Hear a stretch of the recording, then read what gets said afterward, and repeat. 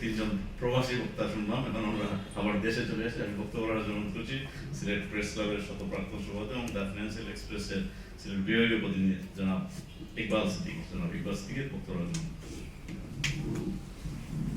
বিসমিল্লাহির রহমানির রহিম। ধন্যবাদ সবাইকে। আজকে এই চমৎকার আয়োজনের আমাদের সম্মানিত সভাপতি, সাধারণ সম্পাদক, অতিথিবৃন্দ, বিশেষ করে আমি অন্যভাবেই বলবো মোহাম্মদ চৌধুরী ভাইয়ের নেতৃত্বে যারা এসছেন বিভাগ থেকে, সাংবাদিক বন্ধুগণ, লন্ডন বাংলা প্রেস ক্লাবের সাবেক সভাপতি জনাব ইমদাদ চৌধুরী, মোহাম্মদ জুবাইর এবং অন্যান্য কর্মকর্তাবৃন্দ, উপস্থিত সুধীবৃন্দ, আমাদের সিলেটে কর্মরত সাংবাদিক বন্ধুগণ, সবাইকে সালাম এবং শুভেচ্ছা।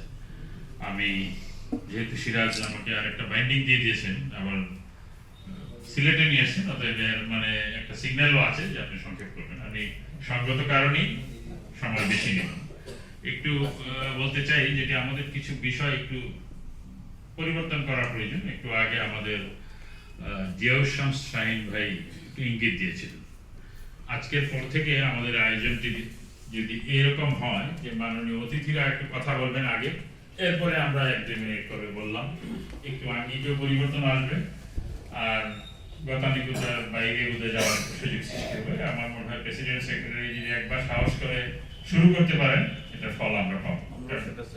হ্যাঁ, আমার মনে হয় সম্মানিত সদস্যরাও সেটিকে সমর্থন করবেন।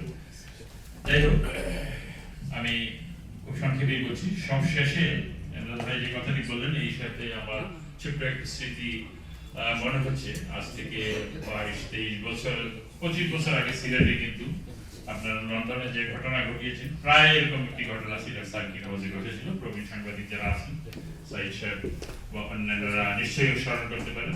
সেটিও ঘটনাচক্রে তৎকালীন বিরোধী নেত্রী শেখ হাসিনাকে কেন্দ্র করে সিলেটের সাংবাদিকরা সার্কিট হাউস থেকে বেরিয়ে এসেছিলেন। আচ্ছা, যাই হোক, আমি একটু বললাম, হতেই পারে। হ্যাঁ, সম্ভবত সিলেট সার্কিট হাউসে সেখানে সুরঞ্জিত সেনগুপ্ত ছিলেন, মোহাম্মদ জুবাইর সম্ভবত সিলেট। হ্যাঁ, সিলেট। যাই হোক, এটি আমাদের তো বয়স হয়ে গেছে, অনেক কিছু ভুলে যাই, কিন্তু এমদাদ ভাই বলায় আমার মনে হয়েছে যে না, আপনারা বিলাতে সহযোগিতা দেখিয়েছেন আমাদের প্রতিনিধি হিসেবে। আমরাও সিলেটে এই কর্মটি 25 বছর আগে করেছি। ধন্যবাদ। আমি যে কথাটি বলতে চাইছি, এটি পেশার কারণে হয়েছে।